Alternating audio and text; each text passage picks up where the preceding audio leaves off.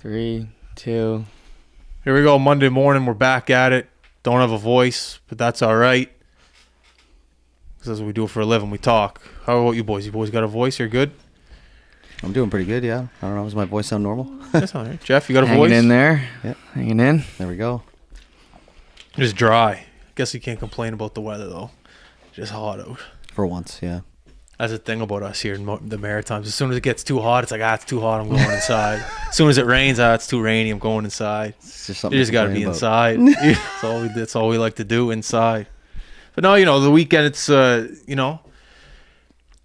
was doing some math earlier, and I added up what 3 days is in an hour, and it came to 72. So the past 72 hours have been pretty productive for the company that we like to call High-Button Sports. You put a golf win in there. Mm-hmm. You put a hire in there. You get a internet rink check in there, and you get 18 holes of golf in there. If you put that all into 72 hours, I think that looks pretty good to any standard of any human being. Correct me if I'm wrong, but I think that was pretty good. Anyone want to debate that? No arguments here from me. You throw even just like the golf is like an added.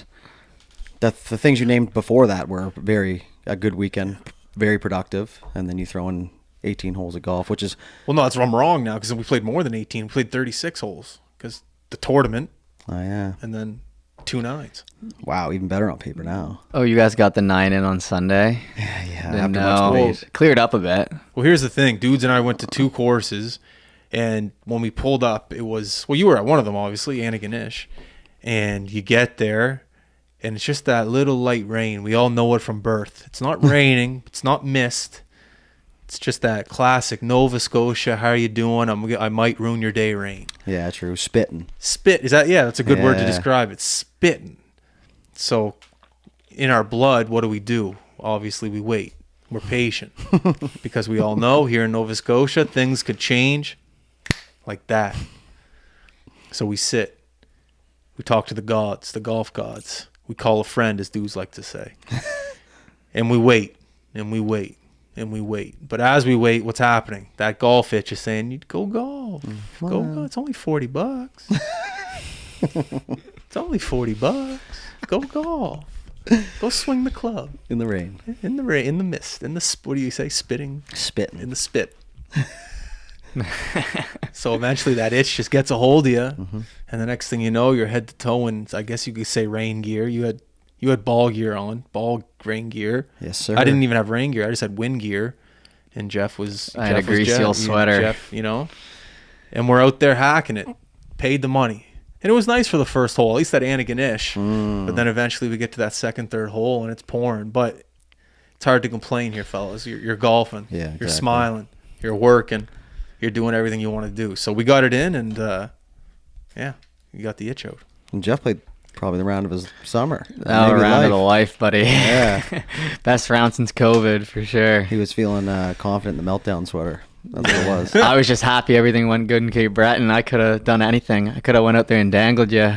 Bingo. I think that's the main thing too, and I think that's where the whole thought process with the golf came from, is like, we sat on the deck to see how wet we were going to get, but in that time we could have golfed, so eventually we just had to pull the trigger. But I think had the day not gone as good or as successful, we probably weren't going to have such an itch to golf, because you're kind of down. You're like, let's just go sit down and sulk, basically. What do they say? You can't. It's hard to work. It's hard to have fun when you don't get the work done. But the work was done. Exactly. So it's like, all right, we got to reward yourself a little bit. Let's have some fun. So that's why earlier, because we digressed big time, but we played 36. Yes, we played 18 at Fox Hollow, got the dub, and then we played 9 at Antigonish and then 9 at Glenlove. Just for the listeners, right? We didn't play 18 in one day. We split it up. That's what you do. Have you ever won a golf tournament before? God, no, man. I never even thought I would. I think I said that to Lise last night. I was like, to even play in a golf tournament, like to even be in a position where someone would even allow me to be on their team, other than that tournament specifically, because it was company, is wild. Yeah. Never thought I'd ever even come close. Is he centered on the camera? Not really, no. I can adjust. Yeah, just adjust him while he's talking. Just adjust him really bit. Oh, because I'm sweating. We got to move this way. Just move your mic and everything this way. Lean on that side. Bad ribs from Cavendish. Is he good there? Yeah, that's better. Okay. Perfect. No, same. I was like, here's the problem, I think, with winning the golf tournaments, unless it's not televised, is no one believes you. Oh. No one believes you. And I swear, we walked into that clubhouse, like I had a bottle of water in my hand, you had a bottle of water in your hand, and we walked in confident because we actually shot 14 under. Then I realized, wait a second, there's people in here who've had a couple more pops than us, and they're going to be a little bit more questionable than obviously we are of our score, because we did it. Like, it was a legit, like, trust me, I'm amazed 14 under too. Some putts were falling that shouldn't have fallen. And I've played in golf tournaments, and I've had that mindset of there's no way they shot 17 under. There's no way they did that. And when you're the guy who actually won, it sucks, kind of. No one thinks that you're the guy. No one thinks you shot that score. Especially me. You know, like, that was the main point at the clubhouse, was like, you're a hacker. There's no way you guys were 14 under. And I kept saying to them, dude, I don't know if you guys have ever heard of a scramble, which is what this was. I don't mean shit. I always went first, shot my ball 190 yards, landed somewhere where we could play it, and you guys have no pressure now. You guys can pump it down the fairway, get as close as we can. Like, I probably used 4 of my shots on 18 holes. Like, you guys were letting me putt the close ones, like I was your son or something like that. But that's the thing. Like, it's a scramble, man. It's like, get better players then. Yeah, you managed. Well, you're into fantasy and that type of stuff, right? So you're a GM anyways. Yeah, that's right. So GM you were the mode. GM of this foursome, and you succeeded. That's right. That's what you said. Yeah, and at one point it was supposed to be a legit high button foursome. You know, for months on end, it was supposed to be me and Mark, but I guess the GM, made some tough cuts. So this is the first time hearing about the official. It's like Moneyball. cutting. It's like Brad Pitt when you cut a guy. Don't got to be emotional. Just got to let it be. You're cut. We're moving on. We're moving from you. That's what he did. You didn't even have the gall to hear it from the manager. Had to hear from you. I almost got cut. I was Jerry Seinfeld. I was almost off the team, but luckily the rain helped me out. The only reason I was manager is because the first tournament got canceled or postponed, so I was still on the team. And then we already had, like, the players in place. Really, all that changed was Billy couldn't go. Like, because originally you and Mark both couldn't go because you weren't here, but then they rescheduled it, so it just got kind of messed up, right? But anyways, we won. So Is that true? I don't know if I was ever officially asked dates. I think it was just kind of. No, you were. You said you were somewhere. Was it supposed to be the weekend before? Yeah. 19th? Yeah. Okay, yeah. You were. It was us three and you were in Toronto. Mark. I think. No, I was in family camping. No, okay, so there you go. Yeah, all right, fair enough. I just. And then after that point, man, you don't even mess with anything. You're just like, man, it's because people were like, I can't play that day and I can't do this, and it's just like, oh. I don't care. I don't care. It's just funny you were talking about the GM making cuts and everything. I was like, do you think we would have went 14 under with all of the 4 of us? No way. I knew the answer. You guys got the win for the brand. That's the most important. It was a great day. Yeah, I walked around with my chest held out high. Like, I came home, told Sarah, nothing happened, but like, she didn't care.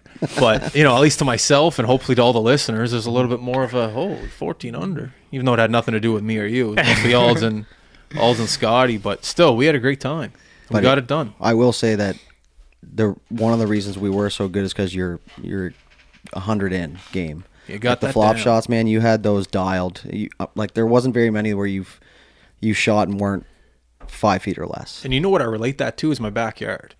Oh yeah, it's just my backyard because there's rocks back there. So if you hit it too far, it's gonna hit a rock, hit the neighbor. So it's almost like every time I'm practicing in my backyard, I'm nervous a bit, and I really focus in on it. And I actually think that helps.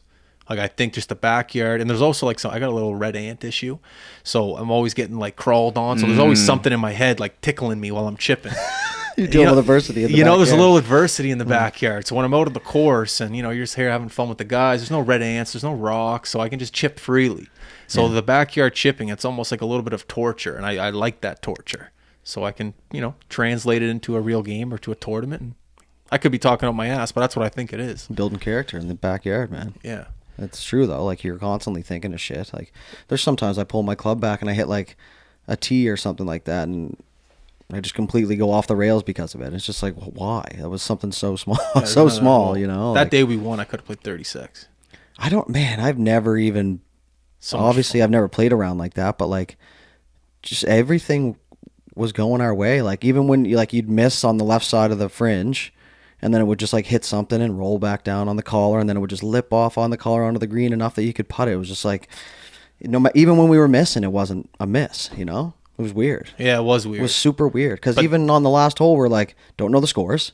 No. We had a it was a right to left downhill putt, probably like 20 feet, and you're sitting there going, "There's no chance we're burying this for birdie." I lip out, you skunk one, Alds lips out, and then Scotty just steps up and buries it. I will say this: every time you went first, like everyone was behind you. Yep. Like everyone was learning from your Of course. mistake. That's just what it was, and You we all gotta know like your role. cared. Like we were actually like, because once we were at like 7 under, I think I don't know, we might have been like 7 under. I don't know what hole it was, but we all no one said it, but we all knew in our heads, okay, maybe we could win this thing. Yep.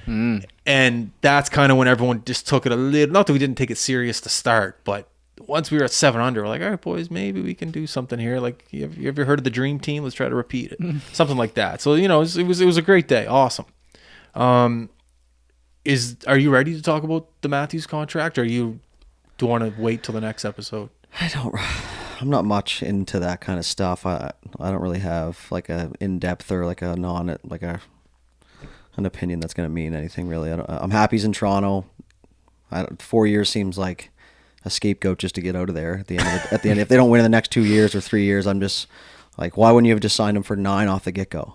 What did he sign originally? I think he signed for like 5, maybe 6. But Yeah, like he gives it was 5 Willie, last who's over time. in Sweden, forever holding out, and he gives him like 9 years, gives Tavares 9 years into his 40s. But you don't give your number 1 pick the 8-year, 9-year contract. You sign him for like 5 and then 4, and it's I don't know. It's him, man. He doesn't want to do it. Okay, that makes sense. Yeah. See, that's what I mean. I don't know. Matthews, man. He's like a kind of a trendy guy. He went and played Swiss League instead of juniors or university. He came over. He's like best buddies with Bieber there. He's kind of on top of. I just think it's his personality to be like, yeah, I'll commit the next 4 years to you. I like playing for you. I like this Toronto lifestyle. It's like everything you could ask for is for him. But I think, was he going to be like at the end of 4 years, 30? He's going to be 30, and he's still going to have a monster contract. All the money will have gone up. He can really choose, like you said. It'll probably be Toronto again. It might not be, but he just kind of like strikes me as that type of guy. Man, just like a mover and a shaker, like a trendy, you know what I mean? Like kind of just pushing things, doing new things. I think you're right. I think that's a good point. And I think you don't really know. I feel like he definitely wants to win. Whether people think he's out there to win or not, nobody really knows. But I think at the end of the day, he wants to win. Who doesn't? Like, who honestly suits up in a professional sport? The odd guy, okay. But who does and is like, nah. I don't really care about the Stanley Cup, So I think that's a good point, because he probably took the 4 years, thought, okay, or 5 years originally, and was like, okay, we have a shot to win this, like good pieces. And now he probably still believes in it. Yeah. Because you don't know what's going on behind. Like, imagine being in one of those conversations with the agent and the GM or whatever. I But know. yeah, you're right. He is more of like he strikes me more of like as a Hollywood person than a hockey player, right? He's a trendy guy. And like, when you kind of just break it down to basic humans, like interaction, we all expect these players to sign these big 10-year contracts when they're 22. Great, fine, whatever. Move it along. That's the expectation in hockey. So it's like, it's not really that out of the realm for him to be like, yeah, I'm going to be 30. I've been playing since my rookie, or since he was immediately drafted. The big 4-goal game everyone remembers. Yep, you know what I one. mean? It's like, it's really not that crazy to think about in theory, but just with hockey, it's like, we're used to like massive contract, These massive days. contract, you move, you know what I mean? Yeah, it's true. It's like, everyone's like he'll probably end up playing his whole career there, but No, you think? Nah, I don't man, think so. nah. Really? I think that's part of the 4-year thing, because he's like, listen, dude, I've been your franchise player, the face of this thing. I've been holding it together. The media's eaten me apart. I haven't said anything really controversial. We need to win, or I'm out of here, man. Like, you can't be the number 1 overall pick and not win. Like, I'm sorry, you just can't. There's probably lots. there's a lot of them who haven't. But yeah, they put the different expectation on It's themselves. true, yeah. And obviously that was a ridiculous statement. You can't be the number 1 Yeah. pick without winning a cup. But like, when there's guys like McDavid and Matthews and McKinnon and like Sid, there's number 1 overall picks that are just kind of like, all right, like Nail Yakupov. Are you Don't joking bring him me? up, please. So like, that's what I'm saying though. Like the elite level for sure, number 1, no doubt. Put the team on the back if they want to. Type players need to win. Yeah. Plain and simple. That's all I'll say. I guess And they need to win in Edmonton. That's No, right. And the Leafs. I always think the teams that win have just depth. Like the leaders are always there, but like I always think of Pittsburgh winning that first cup, and like Talbot was the guy who stepped up in Game 7 in Detroit. You just Dude, every time you see these championship teams, you just have these weird underdog players Yep. that just somehow make it happen. Like I remember Sid was hurt his first cup. He played, but like remember he got hit with the knee. Oh yeah. And he was like, he didn't play at all in the third. It's just like, I don't know. He got, obviously, like, he helped get them there, but it just, I think depth has always been the answer, and it'll always be the answer. Absolutely. Goaltending too as well. Well, that's It's just, it's as much as we sit here, it goes, Matthew has to do it, McDavid has to do it, you know. Yeah. Nate did it. Oh, shout out Nate, buddy. But it's that depth. Yeah. It's just, well, I don't know. Just off the top of my head, like Joel Ward had that big goal for Washington. He was a fourth line guy. Obviously probably his third shift. The Boston versus Chicago, Dave Bolin who scored? Chicago, yeah. Yeah. And then obviously they had the other guy on Boston who beat the Leafs. He scored late, like in that infamous game with Reimer. No. Like, just like Bolin. What is that other I think guy's I've just name? forgotten that game. Yeah. But, to your point, it's always those guys. Was it Lehkonen for the Avalanche who's had the big one? Like, Arturi? Yeah. Maybe, It never ends up being the Cogliano was a great fit too. Yeah. I think of guys like Justin Williams. Yeah. For the Stanley Cup winners, like, I guess that was a little bit more like our era, I guess. Yeah, that was Chicago, LA. But just, you're right, the depth third Carolina. line. Because technically, in my head, if I'm the coach or the manager, I'm going, okay, my third line, I got, the top dogs are the top dogs. You can roll those guys 30 minutes a game, 35 minutes a game, okay?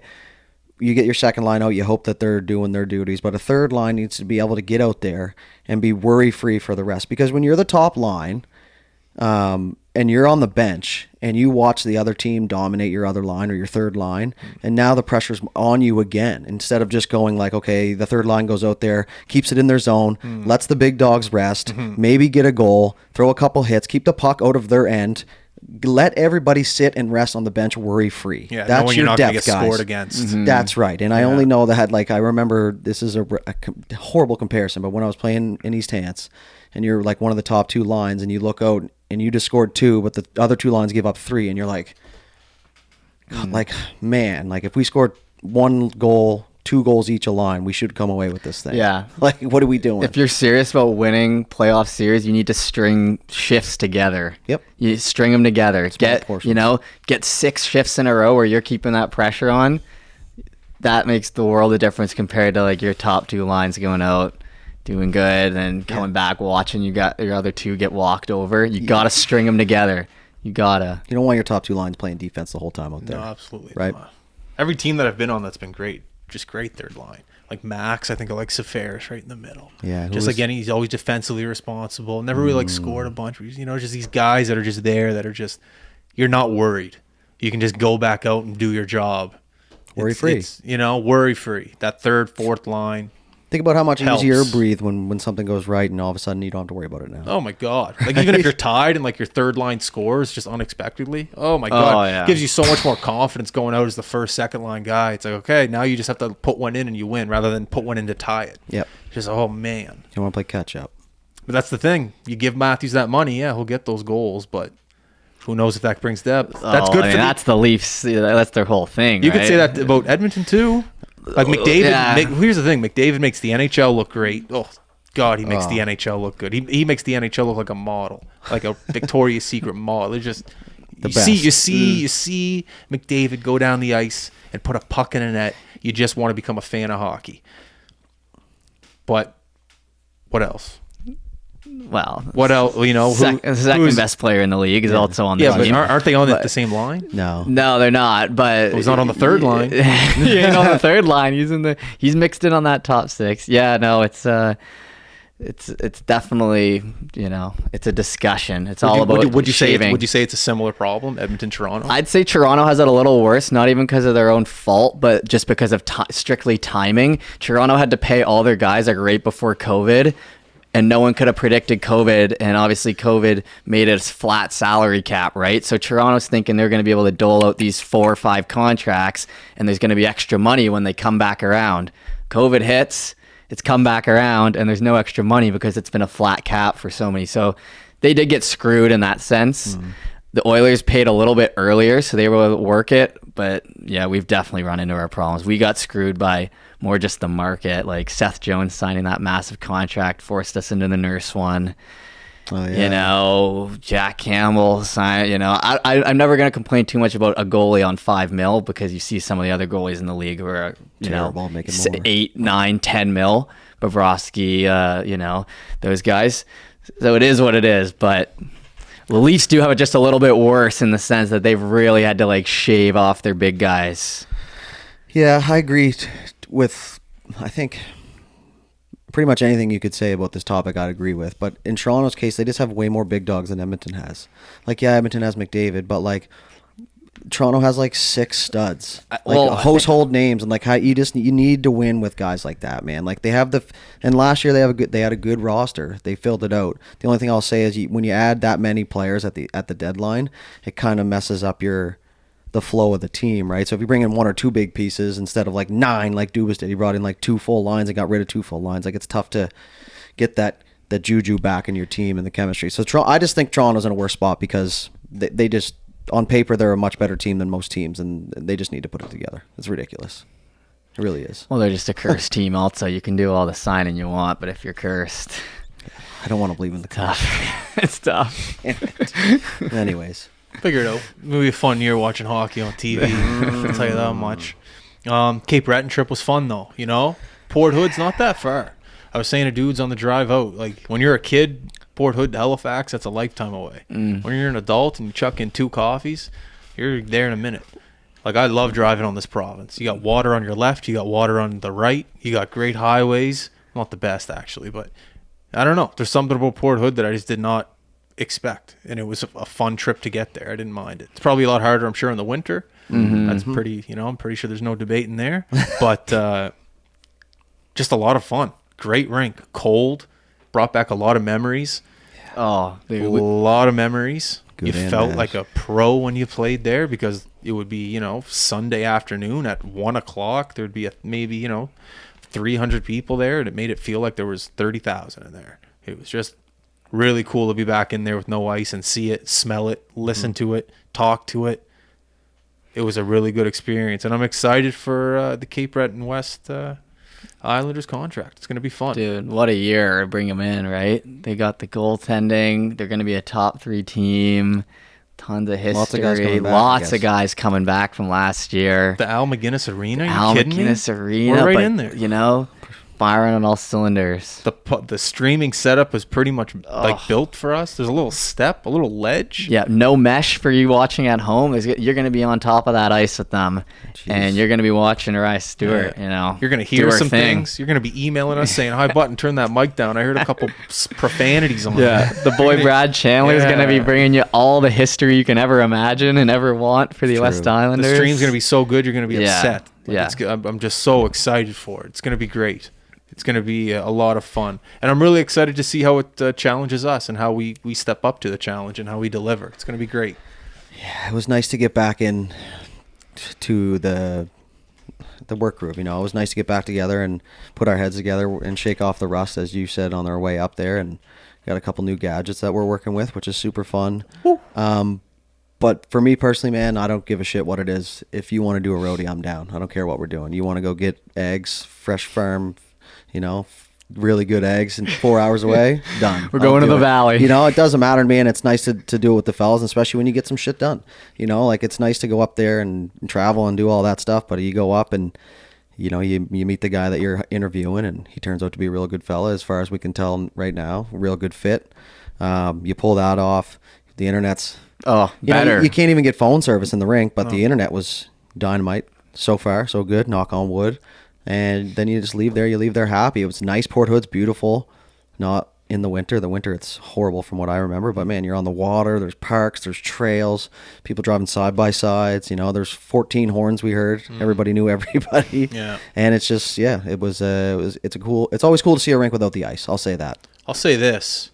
Any young entrepreneur, any young student, any young up-and-comer, it's a rule I didn't live by when I was coming up in this thing that we like to call planet Earth. Homework, hated it, didn't do it, didn't open a book till I don't know if I still have, but in doing homework, in basically what I'm saying is do your research, is a rule that we live and die by here. There's been times where, myself didn't do my homework. Jeff didn't do his homework. Dudes didn't do his homework. Other people we didn't do our homework on some incidences, and that's where you learn your biggest lessons. So one thing I'll say to everyone out there looking to do something in this world, before you execute, do your homework a little bit. Look around your scenario. Understand the scenario before you get into it. When's the first Cape Breton West game? A month from now. A month from now. So think about that. High Button Sports went to a rink a month before to do homework. A month before. So now all three of us can put our heads on a pillow and rest and sleep a little bit easier. If I was going into a stream, into a rink, and I didn't know the rink, I didn't know the internet, I didn't know who was doing it, I wouldn't be able to sleep. And there's people out there that run companies that don't do their homework, and it's easy to tell. It's easy to tell. We've all seen these companies who go out and do what they do, and the quality's just not there. And it's because they don't do their homework. So a little bit of advice, anything. Just a little bit of advice. If you're starting something, doesn't matter if you're selling lemonade on the end of your driveway. Taste the lemonade. Make sure it's good. Do your homework. Add a little sugar. Take a little water out. A little more lemon. Just do your homework to make sure that your product is top notch. Because if there's a thing or a rule, something that's gotten us from point A to point B, and that's helped us a lot, is we do our homework before the big show. Just like any athlete, they go to the gym, they stretch, they work, they eat the right foods. That's all in the same category as doing your homework. You look right now, there's that, I don't want to say, the BioSteel camp that's going on in Halifax right now. All those big dogs are here. When does camp start for the NHL? 2 weeks? From 2 weeks? Yep. Not that those guys haven't done... Preseason's in 29 days. Yeah, not that those guys haven't done their homework. Obviously, they're in the NHL. They've done their homework. But it's perfect timing for BioSteel to have this camp right before camp, just to get the boys, feel things out. Smart. They're doing their homework. They're stretching the groin, shooting the puck, getting the feel again. And nothing too crazy either, right? Crazy. So just do your homework. That's all I'm asking. Do your homework, because if you don't, it'll show. That's a message from High Button Sports. And that's why we're going up to Moncton next week. That's right. A month in advance. You get these things done. We were going to go last weekend, but the Morgan Wallen concert. Last night we let the liquor talk. You got it right this time. What did I say? The last time I listened to you guys did the podcast another time, an in-house one, and I think you were pretty close to getting the lyrics right. But you took a shot at it, and I respect that. Last night we let the liquor talk. That's right. I never really took you for a country guy, really. Or a remembering things guy. I remember things, just not lyrics. Not lyrics. Songs I make my own up, or like sports stats, or way better that stuff. You do remember lots. The weirdest things. Yeah, but not really names or. Yeah, and you know what? A lot of the times when you get lyrics wrong, you have the lyrics right. They're just in the wrong order. Yeah, that's called. Isn't that dyslexic? Dyslexic. Yeah. Dyslexic. Yeah. It's now I don't even know what it's called. See what I mean? Oh man, that's awesome. Do your homework. That's funny that you say that. Moncton was just juice. Like trying to book a hotel, you just couldn't. So we did our homework. Found out Morgan Wallen was staying there. We said we're not going. Yeah, there's the homework right there. Yeah. It only took 10 seconds, but it's my first ever B.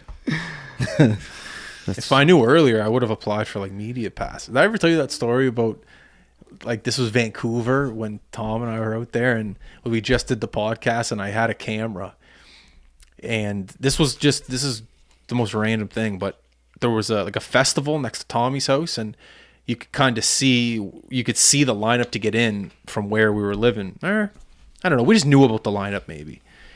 And it was around the corner. And I went on the website just to see how much tickets were or whatever, yada, yada. And I saw a section on the website that said media entrance, whatever. So I was like, media? Well, we have a podcast. We have a camera. We got 4 episodes. We have a podcast, So I was I just applied for media.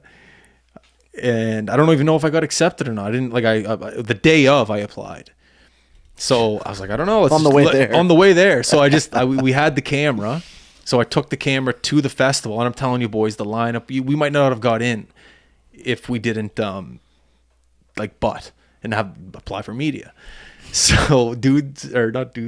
and I, we go to the front, butt everyone.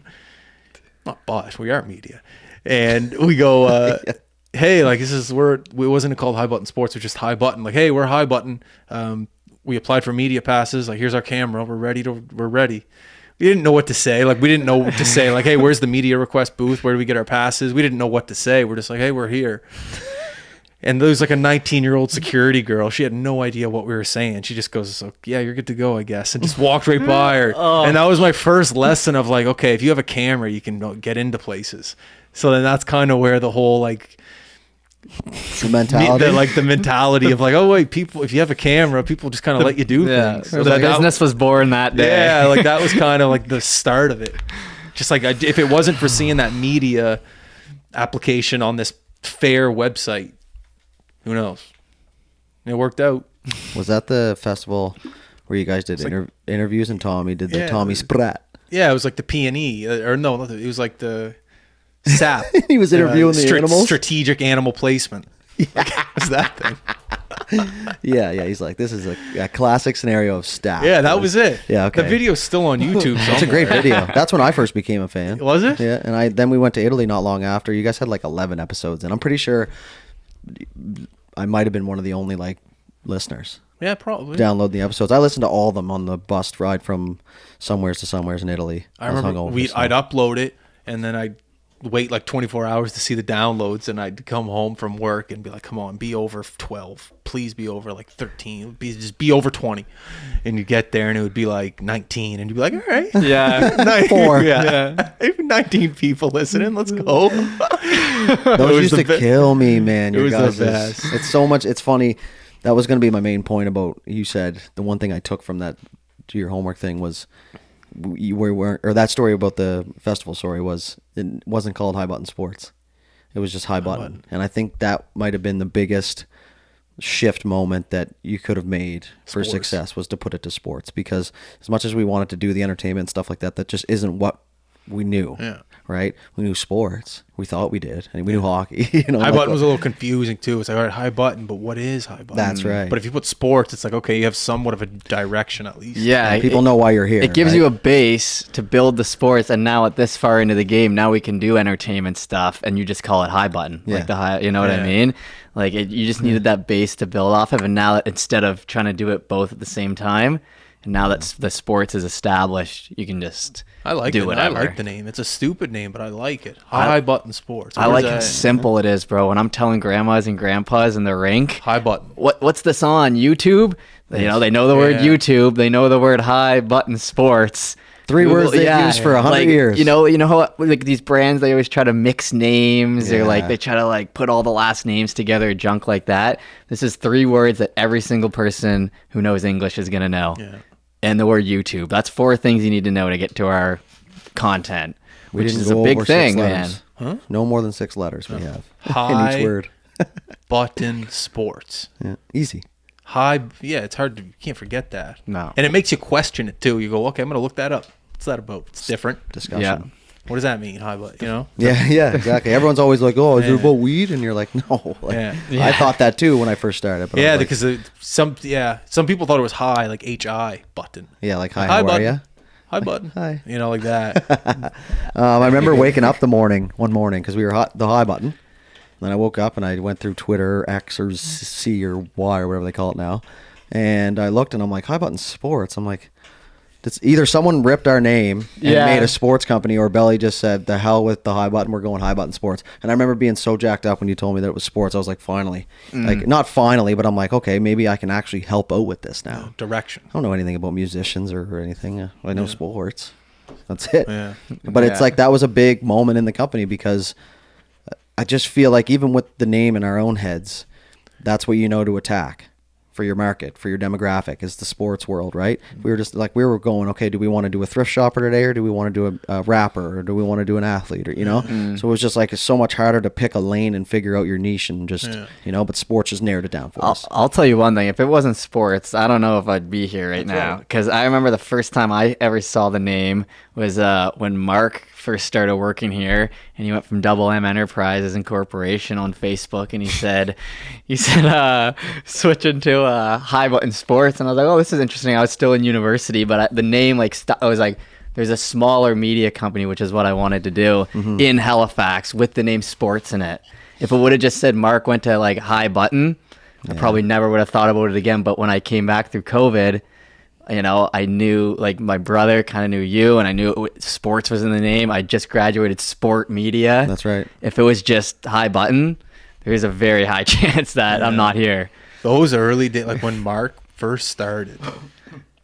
When Mark first started, it was good because it implied a discipline in me to come down here and sit. Even though we did nothing. Like, me and Mark would literally sit here for 8 hours and just go, what should we do? And think about that with Mark. We're like, we don't know. And you go, I don't know. I'd be like, all right, me neither. Yeah, you told them to write a wrestling blog. I'd be like, all right, I'm going to go up. I'll be back in a bit. I just go up there and make like 4 teas, sit down and just think and come back down. Like, what about this? And you just obviously go, okay, try it. Did it work? No? Okay. Like you don't, like those days. Oh, Yeah. think about it. Monday to Friday, 9 to 5. Like we would sit here and just try things. But you don't even know, like, you didn't have any direction to try what. Exactly. You know? Exactly. We're trying shit, but we don't know what any of it is. Just,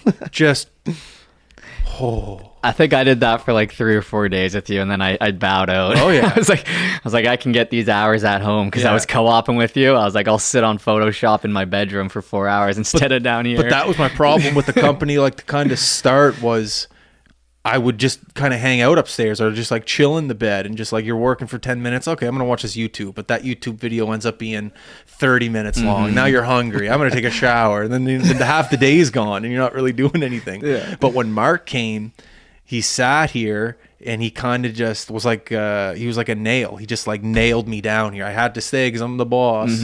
So I had to show somewhat of an example of the company. So Mark just basically forced me to work. Like Mark pretty much ran the company for the first little bit. He just like forced me to be down here and work and figure something out. Because if it wasn't for him coming here, I'd just be upstairs doing what I do. You know, not really working that hard. And you want to, like, if you're down here and you're the boss, right? And you're this company and you want to be relevant and you want to be an actual company, you want to make it seem like you actually know what we're doing, right? But if it's so easy just to toss in the towel if it's just you here. Oh, yeah. You go upstairs, you're like, I don't really know what to do, and there's no one here to do anything, try anything out with. So, I'm going to watch cats run into screen doors, you know? And you know what it's like here in the winter? It gets dark at 4:30. I'm calling it. Yeah. And you had a dark setting down here too, because you like it looked good, especially on podcasts. But it was like there's no denying it was a dark setting. You know, it wasn't exactly. Fell asleep a couple times. Yeah, Definitely dark. And I feel like it's colder in the winter when it's dark. You know, like you feel like the lights give you some heat. Yeah, a little. They might, but Dude. you know, just mentally. That brings back good memories. But even before that, Belly, like trying to run a media business, and neither one of us had a phone plan. We had to go to the Keshe and you Goodman. had one. Yeah, but I didn't have data. I had a phone where we could call people and stuff, but like we couldn't post or anything like that on my phone yet because I was still paying it on my own. But we were going to like the Keshe and Goodman library to like get Wi-Fi. You have a library card? No, we're just here for the Wi-Fi. So we'll be right back. Chapters, you know, anywheres. I remember, there'd be times where I couldn't even post things to Instagram, and like I'd be like, all right, where's the closest Tim's Subway? Like, got to go find Wi-Fi. I didn't pay my phone bill for like 2-3 years. Just couldn't do it. Man, we were in Boston for Crashed Ice, and Billy came with us, and we'd go to like a store or something, and Billy'd be like, nah, drop me off at like Trader Joe's or like Robin's. Let me get some internet for an hour. Just work. And we're just like, all right, well, it's a bit like at that point you're like, that's weird. Like we're in the States anyways. What do you know? But it's like, you didn't have a phone. Yeah. Trying to run a media business with no phone, no media. That's crazy, man. And now we can go to Boston for almost a week, and you can just run your phone freely. We'd have no problems. Plus you have cameras, and you have a plan of attack, and like.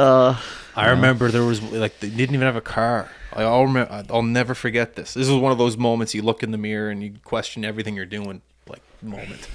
It was I did a podcast with Chris Larson down at the Sea Atlantic. They were like on Quinpool, the I don't know if they're there anymore, but the soccer team, the Wanderers, they had an office like next to like Video Difference where it used to be, and they used to set up there. And I was doing it was in my mom's basement, so I didn't really have like a home base. So I was like, all right, let's just go do it at the Wanderers office. I always wanted to see it.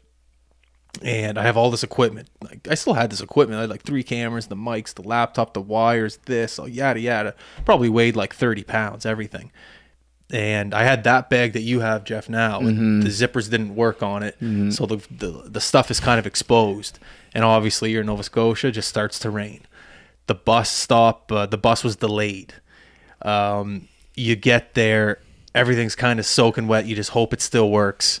You get in there and you have to put the person out. Not that I wasn't psyched to do the podcast. I was really happy to do it, but you're just drenched. You're soaking wet. You have no money. You're about to talk to Larson about the event that's going on. I think it was the hockey event that was going on. Oh yeah, the one Cup. that right before the pandemic, I'm pretty sure, and they got Nationals. canceled. Yeah, and you do it, and then you have to pack everything up. It's rush hour, 6 o'clock.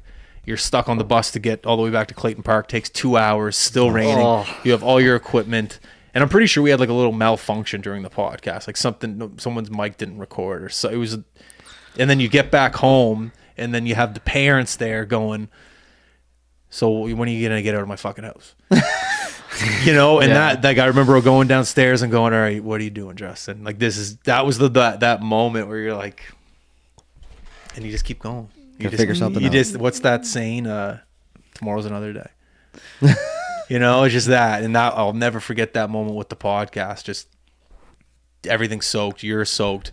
And you're happy you did it. You get home, but then the parents go, Yeah. Completely rained. like Yeah. no one sees the hard work, and then Yeah. you get home and you have that. You put in like a real good yeah. effort of a day, and Yeah, it just like, it's yeah. diminished to literally nothing. You get home, everything's soaked. Yeah. When are you leaving this house, man? Yeah, it's tough, and I can just picture that just absolutely killing you, the malfunction back Oh, then, because like you know I'm not going to say we've seen everything in the business of like streaming and podcasts and stuff, but there's a lot of things that have come up where our mic didn't record, or we didn't record on the camera, and blah blah blah. But like back then, you would have melted down for sure on that. But now you're good. You're just like, okay, well, here's what we can do, or like this is what happened. But back then, I am just picturing you like just dying over the mic. Probably could still hear them, but like just wasn't good enough for you. You know. There's been times there was times where I was doing an interview and I know the equipment wasn't working, but I just did it anyways to make the guest not feel. Really? Yeah. Like you just knew it would never get released. And I just knew that when it was over, I'd have to message the person an hour later and go, hey, do you mind if we do that again? Because you just don't want to make the person feel like it was a waste of time. Like there's been times where, you do it and you just know it's not working, but you just still have to pretend like it is. And that's the ringer. That's a harrowing feeling. I've had to do that with you since I started working here. That's the ringer, boys. Yeah. But that's the best thing now, because now you just... People always go, how do you do it? Like, it must be a grind. And it's like, it's not. It was a grind, but now it's a grind that you just know what to expect. Clockwork now. It's like, what did they say? Like, when pain shows up, just be, where were you? Finally. I was waiting for you, because you just know pain's coming. It's just expected. It's like, all right, hello. It's about time. You're like 20 minutes late. Yeah, old friend. Yeah. Come I think on. you're right though. Yeah. Like at this point, you just assume Yeah, it's like, where are you? Let's something's hurry going to up. happen. Yeah. And then if it doesn't, great. If not, because I think that's kind of the beauty part of the mindset though. Like if we're all on the same page, okay, something's going to come up here. We're ready. If it does, and then nothing comes up and you're like, nice. But if you don't think like that, I feel like then it just attacks you. It's almost like a personal attack on you. Why did this happen? You know? Yeah. Because I wasn't thinking anything was going to go wrong. I thought it was going to go perfect. You You just know? have to anticipate it. It's like, all right, when's it coming? Hurry up. Let's go. Yeah, And and then then I it can figure it happens. out, and then we'll go from there. Oh yeah, it definitely. Anyways. I had a couple streams early with the Barons at that BMO rink where Jamie's there, and I'm just it's not coming that night. I haven't thought about that in a while. You got parents coming up to you. Hey, my Yeah. grandfather in Kitchener, Ontario. Yeah. Can't see the stream. Do you know where it is? That like set something in me so early where it was like I just refuse. I refuse for like for that to happen now. I refuse. It's a shit feeling. But it's a necessary. Yeah, 100%. Yeah, need it. Yeah, and like I remember going home and I would talk to like my parents or whatever. They'd be like, "Oh, it's just one game. It's just one game." Like, no, it's not just one game. This is 100 people who were expecting me to do something that I didn't deliver on, and that early just set it in me. Where it's like, no, like it is gonna go well. Yeah. Like failure is just not an option in my head at this point for that stuff. But it's because of those moments where you're like, "Hey, Jamie, like." It ain't happening tonight. This is a big game. It ain't happening. Too many kiddos in the stands on our internet. Yeah. Anyway. You all right? Keep the camera on this guy. Swallowed something, man. Want a water? No, I'm good, thanks. I had the coffee, but I was just about to say something. This company, no, I'm not crying. It's my eyes are watering.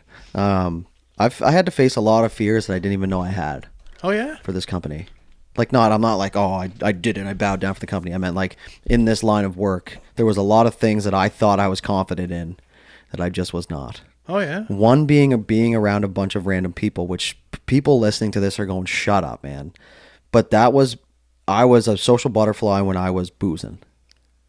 And I realized later in life that it was like after I stopped drinking that I was like, oh my God, I'm a little bit awkward in these situations. Like I'm not as free and just like, I get over it. But like little things like commentating around crowds. Like I needed to be, how often would I be like, man, I can't go there because there's people around. Like I need to be in the booth by myself. That was a fear I had. Yeah. Being addressed not as like just like a regular goer of the rink, like someone asking you an issue or something like that on the spot, when really I didn't know, and I had to go to you to ask or somebody else. And I'm like, that was a fear I had that I didn't know. Just like little things that you keep unlocking. And just like, I think listening to myself was also another fear. Yeah. Because you're just like, the first couple times you hear yourself, you're like, oh my God, that's what I sound like. Because in your head, you don't sound like that, And then there was one more one, but I think it was just like commentating and just like the comments of being like, this guy's shit, or like, this guy sucks, or what is this guy talking about? Yeah. And then you're just like, but then you get over them, and now it's just like, whatever, like, let's just go do it. Hi button, how you doing? It's the best. Yeah. When you get over it and you just go for it. Crazy how you unlock fears that you didn't even know. And then think about like 10 years from now, then what you're gonna like worry about now compared to what you're worried about then. Yeah. How much time are you at? 48. Man, time flies, baby. I did want to talk about Victor Hovland. Like, I'm a fan. Who isn't? Like, I wish golfers wore jerseys. Like, I'd get a Victor Hovland jersey. We should start that. Yeah. Damn it. I'll clip this out maybe. That was a good idea. The whole time. But, man, I don't want to admit this. I don't care. My golf's up there, my favorite sports to watch right now. It's even though the season's over, like Tour Championship was the last event, I'm pretty sure, for the PGA till next year. But, I don't know. There's the Ryder Cups coming up, I think. Yeah, the teams are picked tomorrow. Are they? Yeah. But, holy smokes, just so much fun to watch. So, and just knowing that how much money's on the line. Victor Hovland won $18 million yesterday. 18. His caddy will make more than like 40 golfers probably. And Victor Hovland won 2 weeks ago at the BMW Open, and they won, his caddy and Victor won a brand new BMW. Obviously they won money too, but the caddy and Victor got a brand new BMW. Then the next week going into the Tour Championship, winning $18 million. Just putting a white ball in a hole. Crazy. 28.3 mil in 2 tournaments. Is that what it is? Can you just... I'm done. Hanging You telling me Victor didn't do his homework? Victor could work here any day. You know what? He did his homework. He could work here any day. Unbelievable. I'm glad you brought this up. What? Because on the way in here today, I was listening to talk radio because I'm an old fella now, and they were talking about Victor Hovland. Oh yeah. And the unconventional. He's from Norway, I guess. Yeah. And where he lived specifically, even in the summer, you'd get like 20 hours of daylight, so you could golf. But in the winter, it's not a year-round golfing place. So they were saying he had to go to like, I can't remember what university it was, Oklahoma State or something for golf. And then he ended up going on to the Korn Ferry Tour, and like he just did it like super unconventional, and then just ended up coming through and just being absolutely on fire for the last at least month. He's only 25 too. Like he's the next phenom. And I much as I don't really care about the live golf thing, I wish those players were still on the tour because some of the best players, Cam Smith, like, the finals, what the Schauffele, I think he was 4 under or 6. Yeah, he was 6 back of Hovland going into 18, and you're like, whatever, it's not the best finish, but you just have to think if Brooks Koepka, if Cam Smith, if some of those other guys on the Live Tour were here on the PGA Tour, it just would have been a little bit of a closer finish. It wasn't the best ideal finish on 18 because he just destroyed the whole field, but still. That level of athleticism to stay composed over 2 weeks and just win 2 championships, man, I'm a fan. Man, to execute for that long, dude. Think how hard it is to put 3 shots. I know we don't practice every day, but like when you get a good shot with your pitching wedge, you assume that the next time you use your pitching wedge, which is probably in 15 minutes, that you're going to be able to put 2 of them together. Yeah. And then you hit it off the toe and it goes into the woods, and you're like, man. Like how hard is it truly to lock in for that long? And it's so hard. I can't lock in for 18. Like I just can't. I know I smoke a lot while we do it, but it's just like, man, how do these guys do this for that long? 25 on under or something like that. If I lived in a warmer climate, like, I always think about that. Like if I was a kid that was born in Arizona, there's most likely I wouldn't have played hockey. I'd hope my dad would have put me in golf.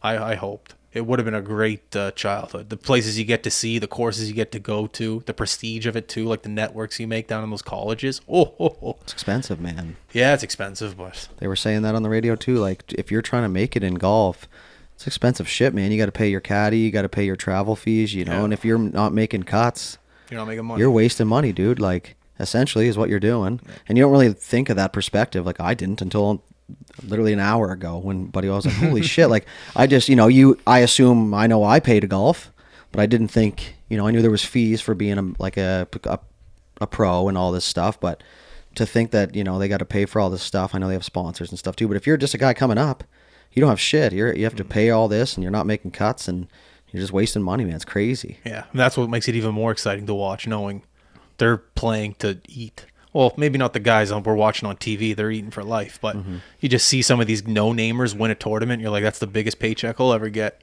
You see a guy win a tournament, you never heard of him before. He takes home $4 million for him and his family. It's like that underdog is still there. It's kind of cool. Has to go back and mow greens on Monday as the maintenance guy at his local court. Golf's a weird sport like that. Go back to Farmer Clem's after winning $4 million. Yeah, but like even the last place guy, man, he makes like 10th place makes like $1 million. Yesterday, yeah, not most tournaments, but yesterday, yeah, 10th place was $1 million. The guy who finished 30th won $500,000 American. So you'll sit down and watch golf. Yeah. Will you, Jeff?